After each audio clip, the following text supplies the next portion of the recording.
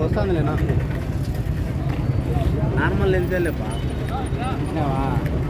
ఓకేనా ఓకే.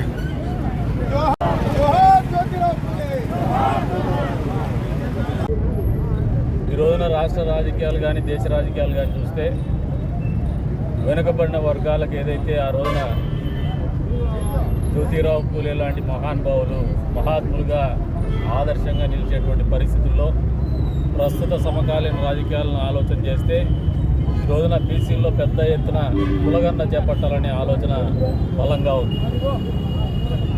సమకాలీన రాజకీయాల్లో బీసీల కులగన్న అనేది చాలా ప్రాధాన్యత సంతరించుకున్నటువంటి అంశం అని చెప్పేసి నేను కూడా వ్యక్తిగతంగా బలంగా భావిస్తాను. ఎందుకంటే ఇప్పుడు రాజ్యాంగంలో అప్పుడప్పుడు రచించినటువంటి రాజ్యాంగంలో అప్పుడప్పుడు మారుతున్నటువంటి పరిస్థితులకు అనుగుణంగానే కొన్ని మార్పులు చేసుకుంటూ ఉంటాం.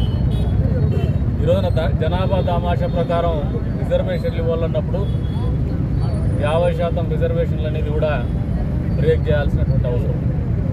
ఎందుకంటే ఏదైతే సమసమాజం ఆశించున్నారో మహానుభావులందరూ ఆ సమసమాజ స్థాపనకు ఇటువంటి కార్యక్రమాలే చేయూతనిస్తాయని చెప్పేసి నేను కూడా బలంగా నమ్ముతాను.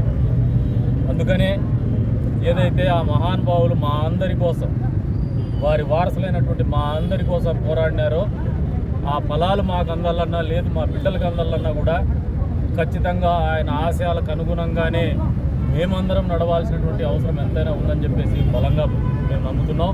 ఆ మహానుభావుడికి నిజంగా నివాళులు అర్పించినటువంటి వాళ్ళం అవుతామని చెప్పేసి కూడా ఈ సందర్భంగా తెలియజేస్తాం. అంతేకాదు ఈ శుభ సందర్భంగా ఆయన వారసులుగా చెప్పుకోవడానికి కూడా మేమందరూ కూడా గర్వపడుతున్నాం.